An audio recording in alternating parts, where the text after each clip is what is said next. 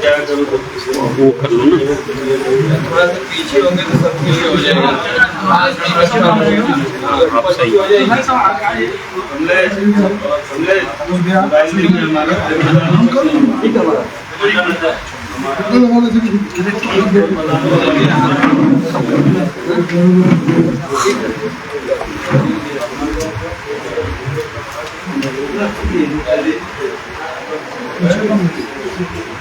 सरकार के 8 साल पूरे हो चुके हैं, आज़ादी कॉन्फ्रेंस का भी आयोजन किया गया, क्या? देखिए, माननीय प्रधानमंत्री नरेंद्र मोदी जी के प्रेरणा से हमारे उत्तर प्रदेश की 2 साल सरकार ने 8 वर्ष में जो काम किए हैं आदरणीय योगी आदित्यनाथ महाराज जी, एक तरह से देश की जनता विकास की गति को दी गई है। वो सारे डाटे हमने अभी आप लोगों को अभी दिया है, सारी चीज़ों को हमने बताया। जिले की अगर बात करें तो क्या प्रमुख ऐसे काम 8 साल में हुए हैं जिनको अपील का पत्थर देखिए, जिले में तो काम इतने हुए हैं कि अगर हम बताएंगे तो अभी तो आधा घंटा लग जाएगा। और मेडिकल कॉलेज, 4 लेन, ट्रामा सेंटर, इंडो इजराइल हमारे क्षेत्र में काम चल रहा है। रिंग रोड, बिजली के क्षेत्र में 450 करोड़ की लागत से सब स्टेशन शाहपुरी में 60 करोड़ की लागत से हमारे अमड़ा में बनने जा रहा है। तो बहुत सी चीज़ें अगर हम बताएंगे तो बहुत समय लगेगा। सोचिए, हम आप विकास की बात कर रहे हैं कि विकास बहुत हुआ है। आप वही के क्षेत्र से पूर्व विधायक रहे मनोज सिंह डब्लू, वो लगा भी कल उन्होंने एक आरोप लगाया, वीडियो जारी किया था। उन्होंने 4 कार्यकाल 8 साल बेदहाल सजा रही। मैंने बताया, ये तो उनको दिखता नहीं है। थोड़ा देखें, अपने थोड़ा दिमाग का ऑपरेशन कराएं, इलाज कराएं। तो हमेशा ऐसे ही बोलते हैं, जनता उनके लोगों की चीज़ों को समझ चुकी है। अभी पार्लियामेंट में लोगों ने गुमराह किया, जनता समझ चुकी है।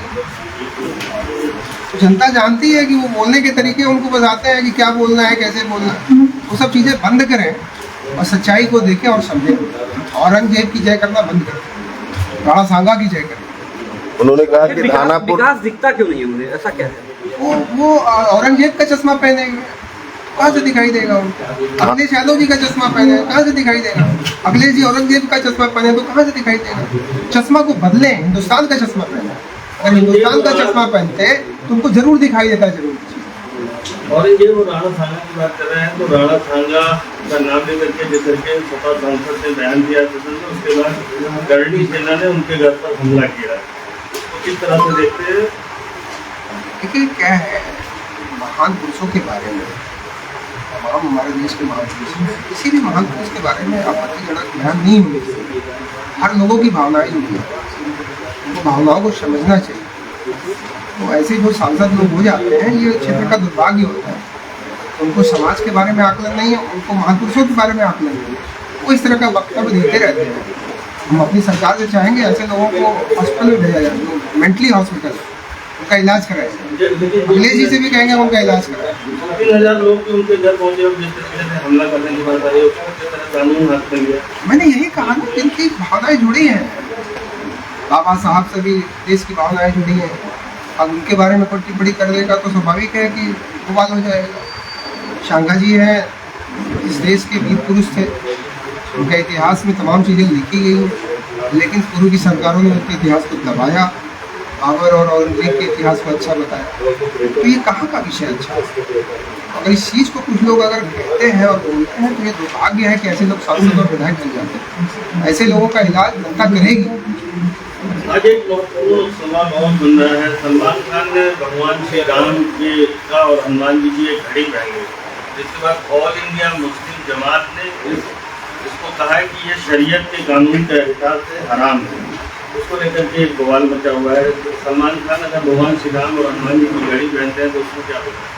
देखिए, ये कुछ ऐसे लोग मानसिकता के, मैंने कहा तो औरंगजेब के मानसिकता की सोच के लोग इस देश में अभी जो हमेशा समय समय पर बवाल करते हैं। सलमान खान उस तरह के नहीं है।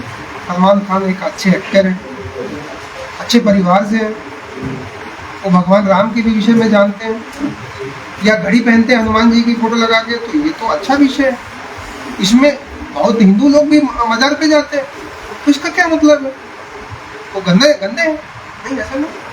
बहुत लोग अजमेर जाते हैं, चादर चढ़ाते हैं, भाई प्रधानमंत्री जी ने चादर भेजा, तो ये कोई विषय तो होता नहीं। लेकिन कुछ ऐसे लोग हैं जो औरंगजेब के मानसिकता के लोग हैं, जो बहन बेटियों की इज्जत पे खिलवाड़ किया, जिसने इस देश का अत्याचार के साथ अत्याचार किया, गरीबों के साथ अत्याचार किया, हर वर्ग के साथ अत्याचार किया। ऐसे हताशाई के बारे में वो जय बोलते हैं, उसके बारे में अच्छा बोलते हैं, ये दुर्भाग्य है।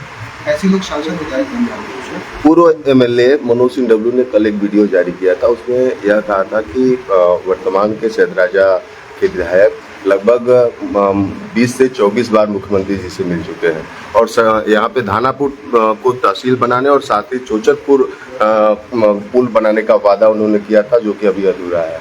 क्या कहेंगे? क्या है, वो उनकी योजना नहीं है। वो उन्होंने 5 साल में क्या किया वो बताया और उसको डाटा दे रहे हैं। डाटा के साथ साथ वो डेट भी दे रहे हैं कि स्वीकृति कब हुई।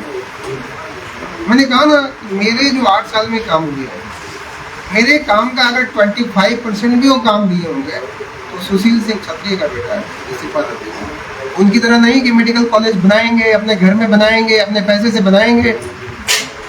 वो तो अपने नेताजी की मूर्ति कहाँ में लगा रहे थे, पता नहीं चला मूर्ति कहाँ चली गई और जमीन कहाँ चली गई। अब ऐसे लोगों की क्या बात मुझसे आप करते हैं?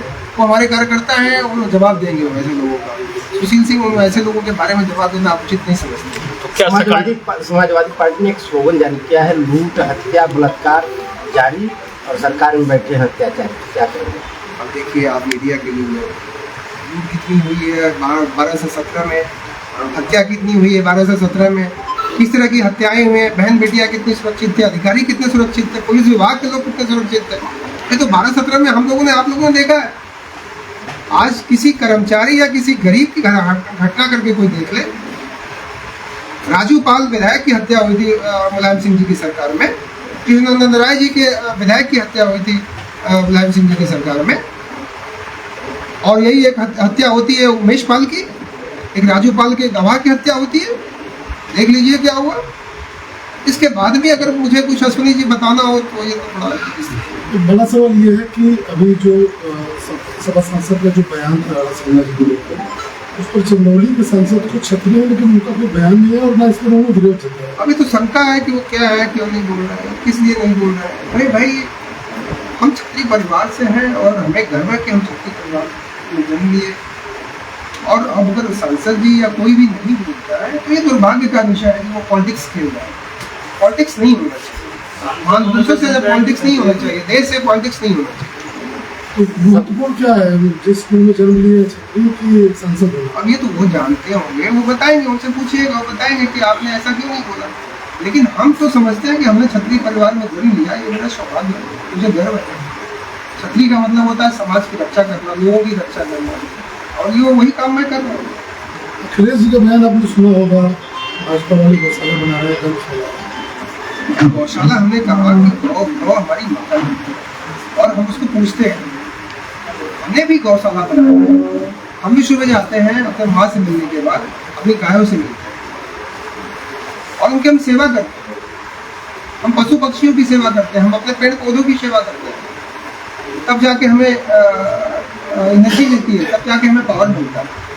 उन्हीं पेड़ों से, उन्हीं गायों से, उन्हीं जानवरों से हमें एनर्जी मिलती है। लेकिन बहुत से लोगों को नहीं आता, क्योंकि औरंगजेब के सोच के वो लोग हैं, वो औरंगजेब का चश्मा लगाए हुए हैं। तो थोड़ा चश्मा बदलना चाहिए, नहीं बदलेंगे तो दुर्भाग्य उनका होगा कि फिर भविष्य उनका खराब होगा। उनको अपने भविष्य के बारे में चिंता करने की जरूरत है, और वो ऐसा करते रहेंगे तो हमारे लिए फायदा होता रहेगा। यादवपुर में जन्मे हैं, वहाँ भी माना जाता है, भगवान कृष्ण पूछते हैं लोग,